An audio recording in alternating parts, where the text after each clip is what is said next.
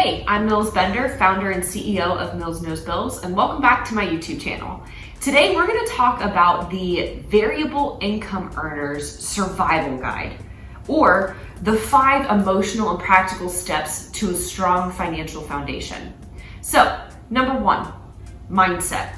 Mindset is the epitome of leveling the ground before you start building your financial foundation. You see, money mindset is important because it allows you to identify why you're not looking at your finances, your upbringing with money and how that's showing up in your current day-to-day life, your perceptions of money, and how you might be getting into your own way of reaching your own financial success. And so money mindset is not just a let's cross it off the list and we're gonna be done with it forever and ever thing. It's one of those items, just like the other 4, that you get to continually improve upon and build. And that's great. In fact, I'm still working on my money mindset because as I improve my financial journey and my successes, my mindset gets to stretch and evolve and grow as well. Let's talk about point number 2. Point number 2 is budgeting. Budgeting, although a lot of us hate the B word, okay, that's fine, that's fair, but here at Mills Knows Bills, we are reclaiming budget. And the reason why is because a budget is just a monetary reflection of your priorities. It's a financial plan. It's a money strategy, a money plan. Whatever you want to call it, I don't care. I care about if you have one. And as a variable income earner, it's even more critical that you have a budget because your financial illiteracy is amplified by the fact that your money goes up and down and up and down. Why does that matter? Well, you need to know how much you should make each month in order to cover your bare necessities. You see, as a variable income earner, when it comes to budgeting, we don't start with income because we don't know what we can count on each month. Instead, we start with our mandatory living and debt expenses, and we figure out the total of those each month.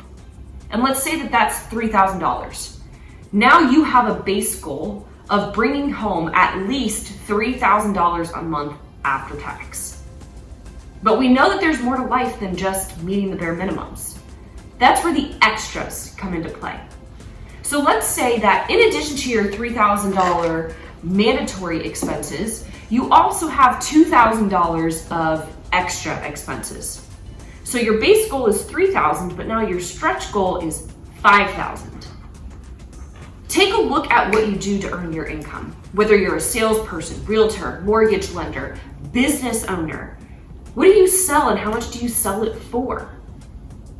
If your average sale is $1,000, that means you need to sell 5 things each month in order to reach your $5,000 stretch goal.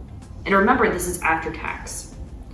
But you see, your budget also consists of the final 3 components. Okay, so we went over mindset, we went over budget. The final 3 components are savings/insurance, debt payoff, and investing. So we were talking about the 5 components. Your budget, especially your stretch goal, is going to include those final 3 items: savings/insurance, debt payoff, and investing. Your savings as a variable income earner are extra important because if there's a month where you don't meet that $3,000 base goal, where are you going to cover those expenses? On a credit card, right? Which means you're still using credit cards. And that's annoying. It's annoying. You only want to use credit cards if it's in your benefit and you're getting a return, not because you have to. So an emergency fund is important.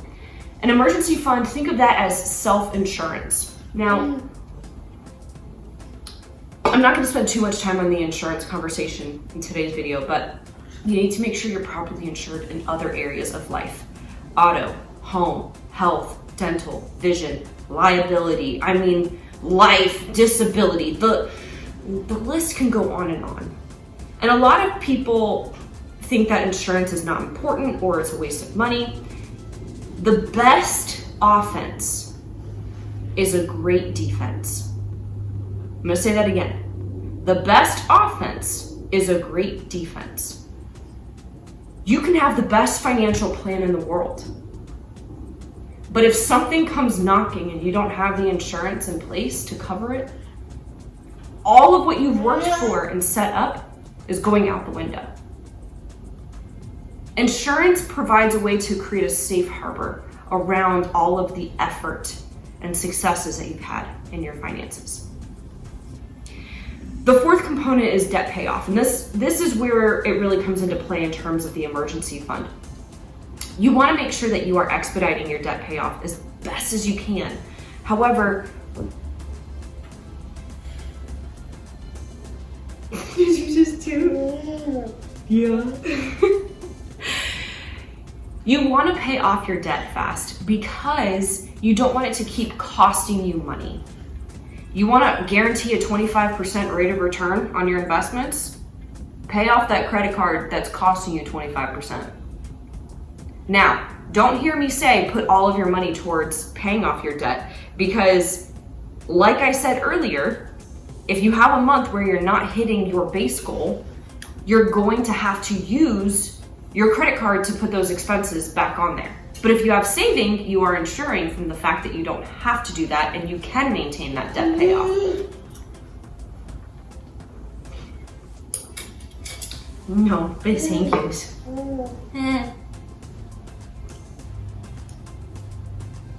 The last aspect, investing. If you get nothing else from this video, I want you to get this. Saving is not going to make you rich. Investing will. We are in a time of a recession in our economy. And that doesn't mean that you have to go hide and keep everything in cash. Everything is on sale. Sale! Most millionaires are made in times of recessions. If you have the ability to afford putting money into investments, I encourage you to do so. You see, invested money is the only employee that's going to work for you 24/7, forever and ever, tirelessly. You can't do that.